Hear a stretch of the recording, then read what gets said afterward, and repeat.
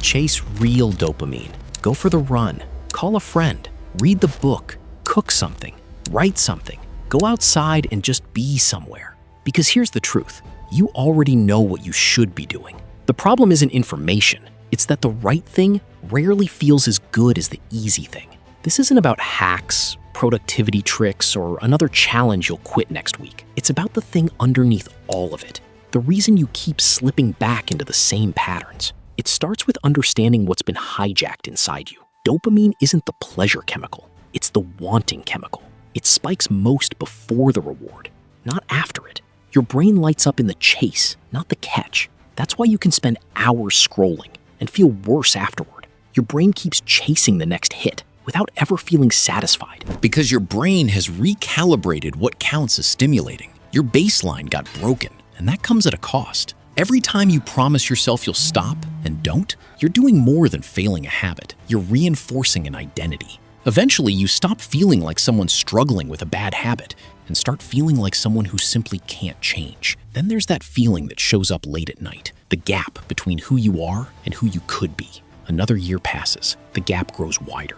Most people respond by picking up their phone, which is exactly what created the gap in the first place. So how do you fix it? Not by trying harder, by changing the conditions. For a few days, pay attention. Every time you reach for your phone, ask yourself what you were feeling right before, not what you were doing, what you were feeling. You'll notice it's rarely boredom. It's anxiety, avoidance, discomfort, silence you don't want to sit with. The phone isn't the addiction, it's the response. Once you know the trigger, stop feeding it. Take your environment seriously too. Willpower was never meant to fight a device designed by thousands of engineers to keep your attention. So make the right choice easier. Charge your phone in another room. Delete the apps that steal the most time. Turn off unnecessary notifications. Put good habits where you can see them. A book on the desk, running shoes by the door. Don't depend on motivation. Design your environment and protect your mornings. The first hour of the day shapes the rest. Don't start it with a screen. Go outside, move, write. Ask yourself one question.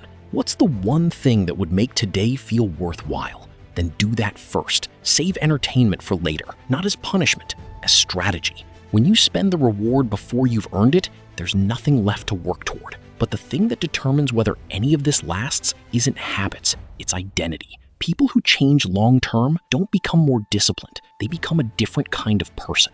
Instead of saying, I'm trying to use my phone less, they become, I'm someone who doesn't need that escape anymore. That's a huge difference, because once behavior becomes part of your identity, it stops being a daily debate. And here's what that life feels like. You wake up and your mind is clear. You drink your coffee without needing constant stimulation. You work with focus. You end the day with the kind of tiredness that comes from actually living it. You sleep well. That's not a fantasy. That's what a regulated nervous system feels like. You were born with one. Life just buried it under too much noise. This process doesn't build something new. It uncovers what was already there. So start tonight. Put your phone charger in another room, or write down one sentence about who you're trying to become. Tomorrow morning, when the urge hits to grab your phone, pause. 3 seconds. Look at the ceiling. Take one breath. That tiny space between stimulus and response is where change begins. You have more control than it feels like. Now go do something real.